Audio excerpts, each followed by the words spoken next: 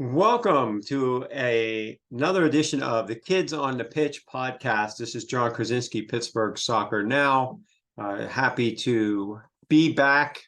We are on the eve of the WPIAL Soccer Playoff Finals championship games at Highmark Stadium, which will take place beginning Thursday night. And the first match that kick it all off will be Quaker Valley, the Quakers, 10-time WPIAL champions, and they're going for number 11 in district titles. And of course, they'll take on the number 1 seed in class boys 2A, and that will be South Park. So 6 p.m. Thursday night at Highmark Stadium to kick off the festivities. Excuse me.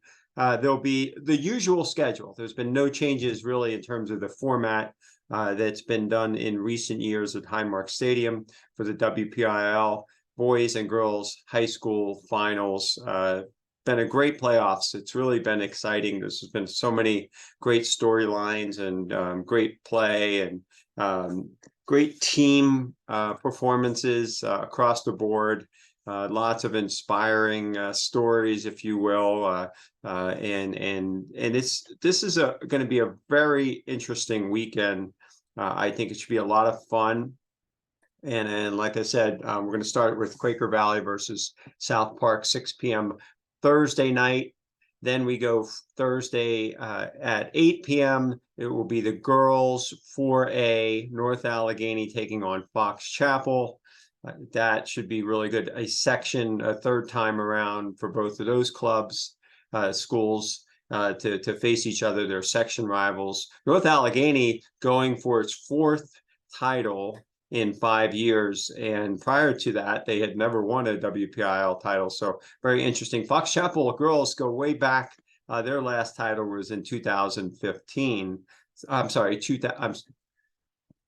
I'm thinking about the boys in 15 being in the finals. No, the Fox Chapel girls, last time they were in the finals was 1985. When they won it, Fox Chapel girls. So Friday night, it's the single A classification. We'll have the defending champions in girls, Freedom, looking to defend, but they've got to take on number 1 seed Riverview, which has really come out of nowhere this past year in terms of being one of the high top tier 1A girls teams. And they're led by Lola Abraham, who's been on an absolute tear, 12 goals in the playoffs in 3 games, 12 goals, Lola Abraham. So we'll see if Freedom, the defending champs, who had some tough matches in the playoffs so far. They had to face a team that beat them earlier this year in Olsh, and they did that. And then they had the finals rematch, and they came back and beat Springdale. They were down 2-0 at the half, came roaring back, and the Bulldogs are back in the finals. Colin Williams, head coach, always does a great job with Freedom. So there you have the girls matchup at the single A, and then the single A boys in the evenings. It's also an all section matchup between between Bentworth and Charleroi, so that should be a lot of fun. And then we have the 4A setup, which should be the boys wrapping up all the play on Saturday night at 5:45. Norwin, great story that is. And they're the number 8 seed out of 8 teams, and they've made it to the finals, and they're going to take on North Allegheny, the 2 seed. And then, of course, earlier in the day, the girls 2A will be Avonworth, the two-time defending champions, Avonworth, and they will be facing none other than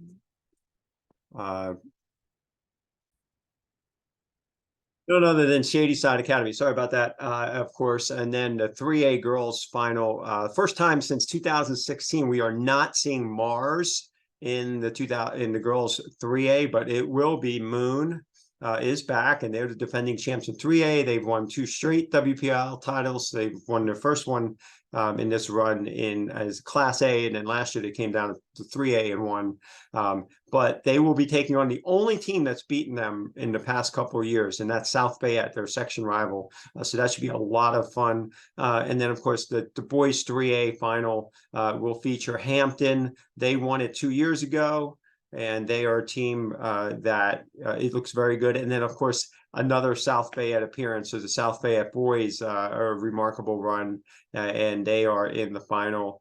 Robbie Eldridge always does a great job with South Fayette boys. So we're looking forward to all of that, and it should be a lot of fun the weekend. But I'm not really going to get too much into previewing all the matches. There'll be a lot of content coming up on Pittsburgh Soccer Now before each match, during the cover. We're going to have full coverage throughout. But I'm really excited to bring on a special guest to my podcast here, and it's going to be one of the players for Quaker Valley, Bennett Haas, a young man that I've known since he was very young, and we have sort of an interesting bond, and we'll talk about that shortly.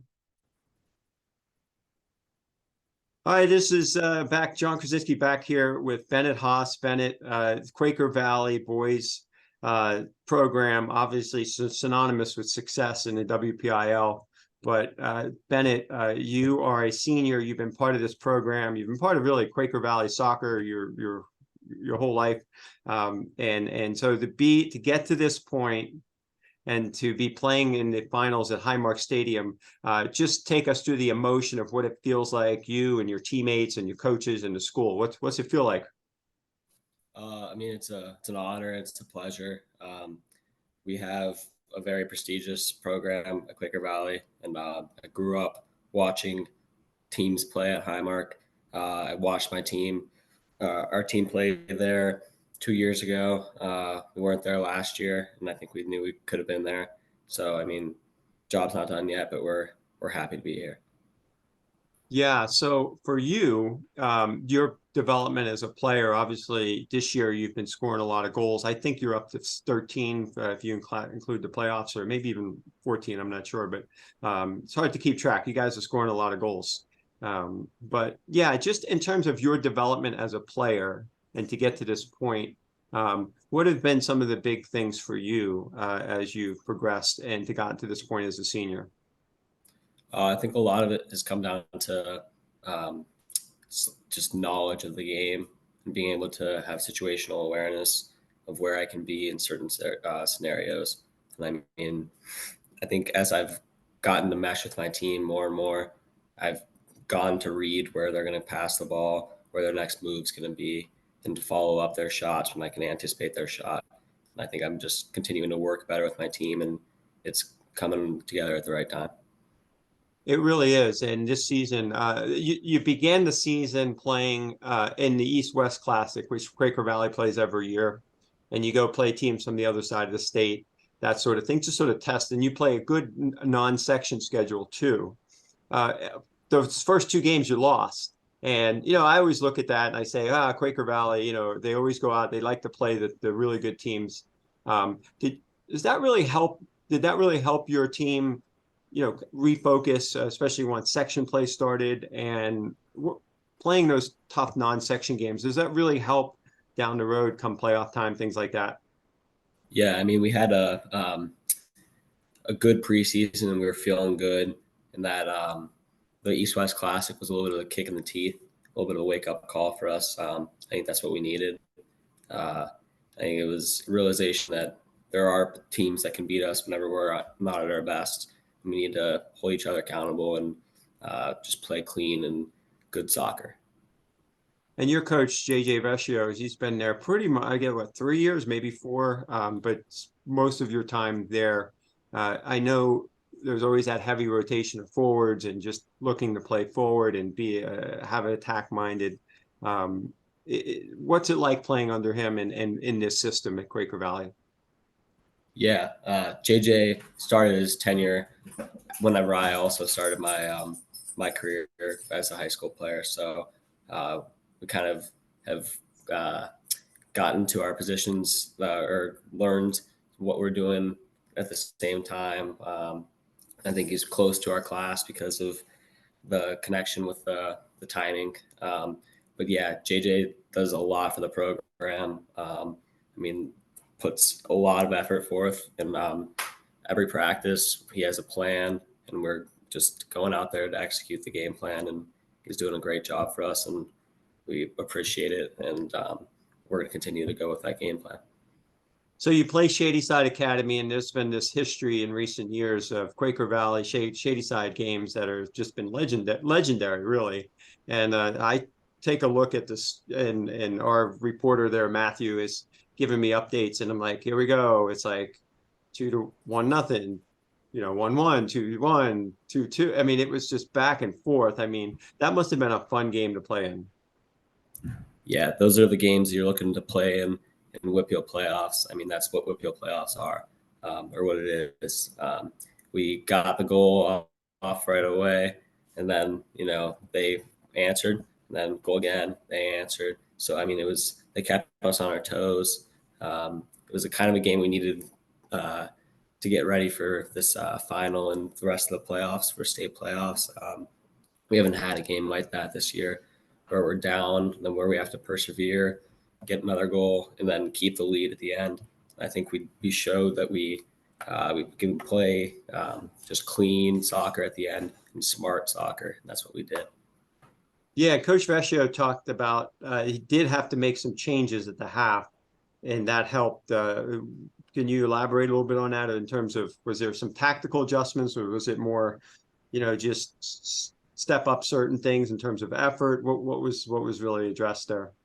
Yeah, I mean, the halftime talk was a lot of, just talking to us about how there needs to be a little more energy in there, but there was also, yes, some tactics.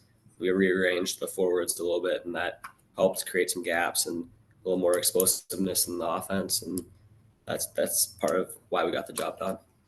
Yeah, and again, like you said, you hadn't experienced that this year, where you have to kind of adjust. But from this point forward, playing in the WPIAL Finals and getting into the state playoffs, I'm sure that's you're going to probably see a lot more of that. Right. Yeah. All right, so South Park. I don't know if you know too much about them, or how much time in terms of preparation you got to turn around really quick. So what's the routine like? Well, before we talk about South Park, what's the type of routine you're going through now at the playoffs? You have like 3 days between, or not even, like 2 days between, the Monday night, then you have Tuesday, Wednesday to prepare, and then all of a sudden Thursday you're playing. What's the routine been like for you and your teammates? Yeah. So Tuesday after our game, we had a little film session to watch our game and recap some things that we could have freshened up and some things we want to continue going forward. We also had like a recovery session with our athletic trainer, Derek Clark, who's does a lot for us, and that was vital to get us back with our legs and being all sore. Then today we had watch South Park and analyze what we can do to exploit them and play a solid game against them. And then we had a practice where we just, go through what we need to do and try to get everything in so we can get the job done tomorrow. So a lot of people probably don't know this, but I'm going to mention it now. A lot of people may not realize, but I'm as a journalist, working media member, former soccer coach, and I have hearing loss, but my hearing loss is moderate to severe, and I wear a hearing aid. A lot of people may not realize that you were born deaf, and you have, I believe it was profound hearing loss. And when you were, I believe, 6 months old, you had bilateral cochlear implants, and it's really remarkable, the fact that you and I are doing this interview in 2023 on Zoom, and we're connecting and we're talking and communicating very well. And I just wanted to recognize that you you have this. You're able to just assimilate into mainstream, everyday activities, whether going to school, playing sports, that type of thing. But Bennett, just maybe talk a little bit about that in terms of, yourself as a person and how that has shaped you in your life. Yeah. So, as you said, I have bilateral cochlear implants, and I'm completely deaf without them. So, I mean, it's obviously not a small thing, but I've grown to embrace it as I've gotten older. It's something that I don't know. I don't know like how I'd live without, because it's all I know. So I mean, I take the little things and I try to embrace that. So, I mean, something even for soccer is like before the game, I take my cochlear implants off so I can just kind of soak in the moment at my house before I leave and kind of manifest what I can do for the game. But yeah, I was always a little self-conscious of my cochlear implants and my deafness early on, but I've started to grow to realize that it's part of who I am, and that's what makes me like special. So I want to continue to embrace that. I'm smiling because I just when I can take my hearing aids out and I can just be in quiet, sometimes it is a really cool place to be, isn't it? Yeah, it is very special. Yeah, especially, your parents are trying to, ask you questions or trying to get, you just zone everybody out and just like you have your little piece to yourself, little peaceful moments, things like that. Maybe when you don't want to hear or talk to anybody. Yeah. Yeah. But yeah, be pregame. That's a great ritual. So in terms of what you appreciate about hearing and sound, it being a soccer player, um, and your teammates and communicating with them and all of those type of things. I'm sure you know Tyler Stack, and I've had Tyler done a feature on him as well. He played at Seton LaSalle. I also attended DePaul School, where you also attended. But Tyler had talked about that too, about how teammates were very helpful and understanding in terms of communication. But for you, is there anything that you need to do in terms of extra communication, or is it, business as usual? I mean, yeah. I mean, you mentioned Tyler. I've talked to Tyler before. I mean, it's cool having somebody that very similar to me and played soccer, both successful soccer players. But I'd say um, it's for everybody that I play with. For 90% of the people I'm on the field with tomorrow, I've grown up playing with them. Right, these are my brothers. These are the guys that know a lot about me. They know I'm deaf. They know I struggle with hearing. So I just tell them to repeat it, and they understand. The coaches have all embraced that, and they continue to make any adjustments that they need to. I mean, it's not all that different, and I think that I appreciate all that my teammates do, just the little things that help me be more successful. And in terms of being an advocate for yourself with having a hearing loss, I know that's something that as when I was your age, I probably didn't advocate enough for myself. But I was fortunate to have family and loved ones that were at my side. How difficult can that be in terms of dealing with everyday things in school or working with others? And I'm sure your family is involved and they're very helpful too. Yeah, I mean, there's all these devices and things that I would use as a child to in school to help me better my hearing and be more clear with how I hear things. It was not always something that I was on board with, and wasn't always willing to go up and give the teacher the FM system or go out of my way to talk about my hearing loss. But I don't know, I mean, if I kind of have gotten to the point where it's, um, if somebody's going to ask me, I'll tell them my story. If they're not going to, I mean, if they're going to have a problem with that story, I don't care. If that's who I am, and I mean, it's not right if they're going to take that a different way. But I think that it's as I've matured and gotten older, I've understood that that's in order to continue to make friends and uh, gain better relationships with people, I need to be more clear and just more tell people more about myself. And I don't hold back. I don't think. Is there anybody along the way who you looked at as an influence, a positive influence, role models, that sort of thing?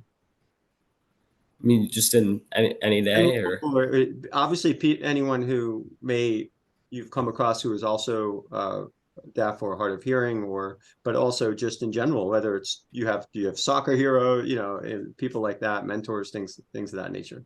yeah. I mean, so my brother is also born deaf, so he's 2 years older than me. Um, but he always had more of a chill approach about the hearing loss, and he's like just kind of didn't care what other people thought, and I thought that was so weird when I was young. but I mean, I've grown to appreciate how much that has taught me. Then also, I mean, in general, with a role model, my mom.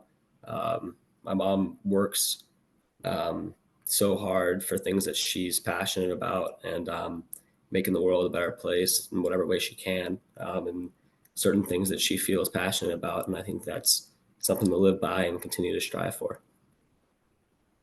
Well, and having a brother who, also experienced hearing loss, I think the two of you, did a lot together, especially when you were younger. And then when you had an opportunity to go into a mainstream school district like Quaker Valley, you pretty much did it together. I know he was 2 years ahead of you, but you did it together, right? Yeah. Declan, since he's the first, my hearing loss journey was a fair amount easier because they kind of picked up on my hearing loss because Declan had it. So he had a little more like speech practice and stuff like that it took him a little longer to get mainstreamed.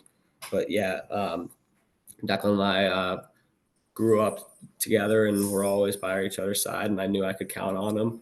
And going to school, just walking down to school right by us was no problem. Going early, playing some sports. I mean, Declan was always there, so I always appreciated that. Well, that's really awesome. And so in terms of yourself as a person, I always ask this question too when I do these interviews. So you're not going to escape this question, but if you can think about 3 words that describe you without explanation. Sure.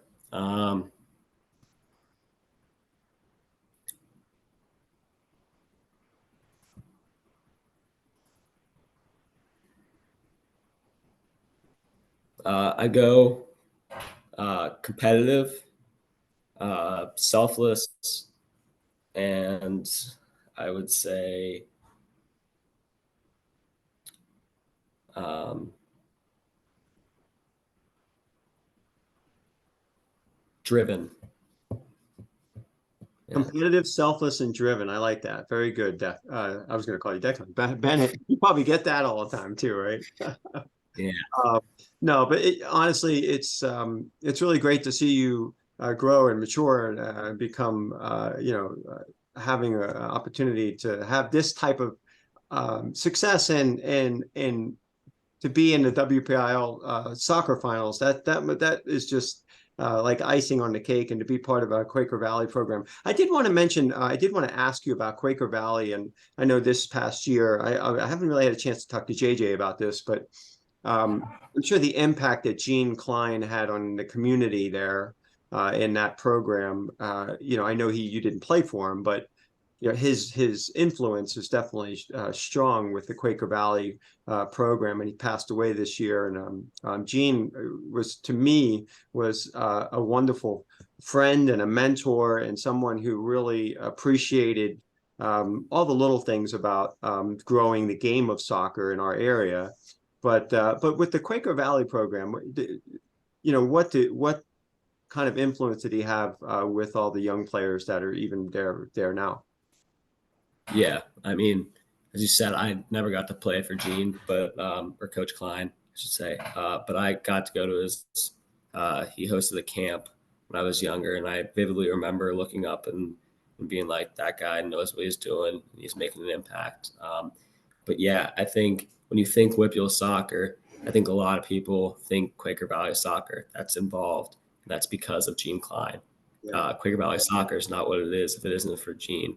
And I think this year, JJ's Coach Fascio has really harped on just being successful in the mundanes, the little things that can get us across in the end.